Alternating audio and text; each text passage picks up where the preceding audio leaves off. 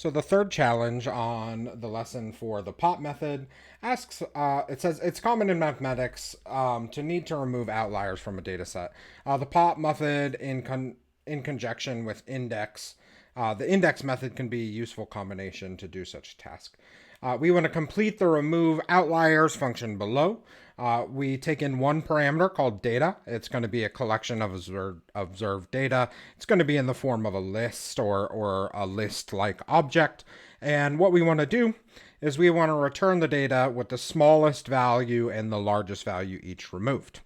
So we don't want to modify the original list. We want to make sure that we make a copy first. And we don't want to modify the original order, right? So we can't simply sort the list and then take off the lowest one and take off the highest one. Right? And this is important. A lot of times, you might have data that is ordinal in nature, right? It has an inherent order, like time series data, right? I can't rearrange the times that the recordings were taken in, right? I need to keep them in order.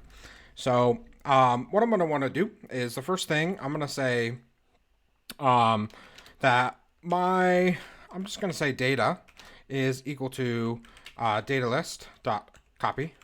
So I've taken care of making my copy. Now I want to say, I'm just going to find my max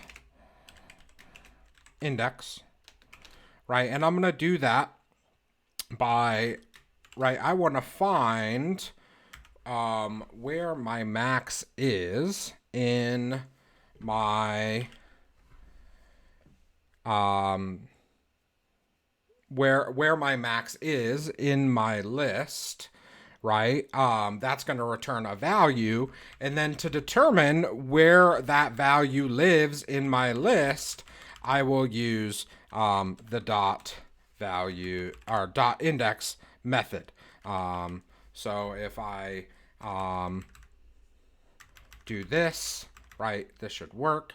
And you know what? I'm actually going to grab this. Let's jump over into VS Code and let's just test this out since it's a little bit more complicated than some of the other challenges that we've been doing.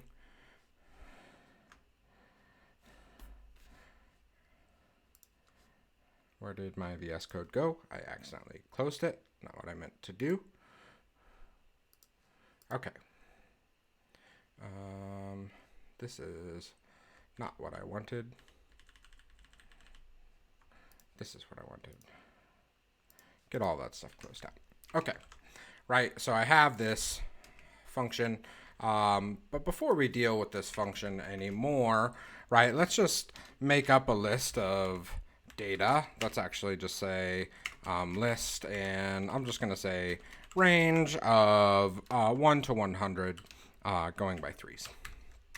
Right, so what I want to do is I want to find my max index is equal to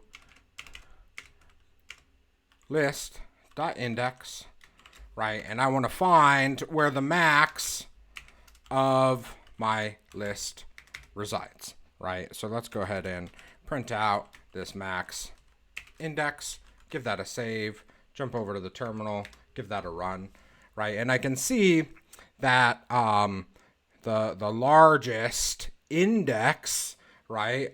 The index that holds my largest value is 32, right? And the actual number that it's holding is going to be 99 since we're starting at 1, going up to 99, right? Because 100 is not included, and we're counting by threes.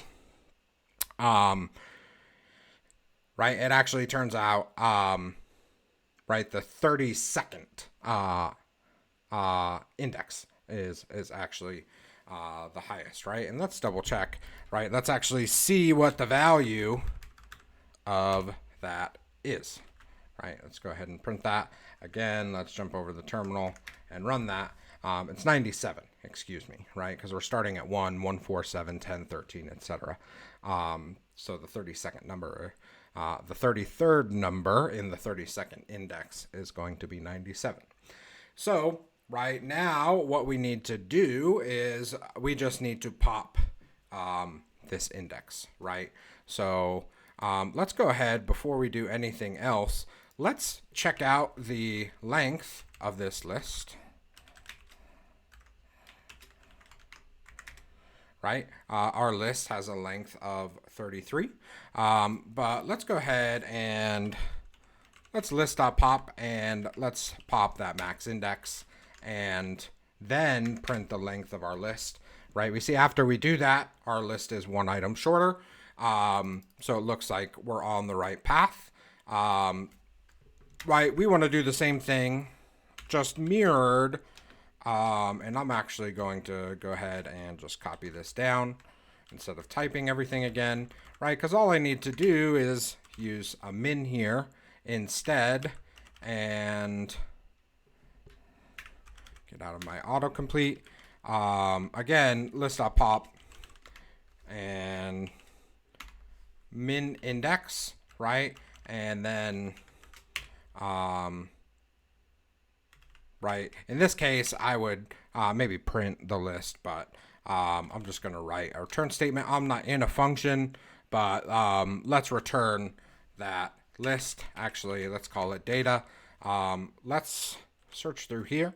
Let's find all of my lists. Let's replace that with data everywhere. And let's grab all of this logic, come on over here and paste it in. Just make sure that everything is at the proper tab levels. Weird character there.